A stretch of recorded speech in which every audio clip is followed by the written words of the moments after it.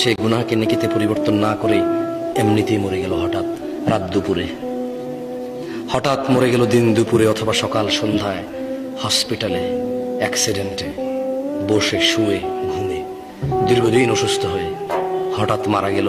তার গুনাহগুলো গুনাহ রয়ে গেল, এগুলো তার জাহান্নামে যাওয়ার কারণ হয়ে বসবে। অথচ গুনাহগুলোই নেকিতে পরিবর্তন করতে পারতো সে বেঁচে থাকা অবস্থায়। এই যে নিঃশ্বাস চলা অবস্থা যদি বলতো যে ইয়া আল্লাহ আর করবো না, তুমি সাক্ষী, আমি করলে তো তুমি দেখবাই, কোথায় করবো তোমার থেকে লুকিয়ে। তুমি দেখো আর চুরি ডাকাতি জেনা ব্যভিচার নেশা মিথ্যা কথা কিচ্ছু বলবো না।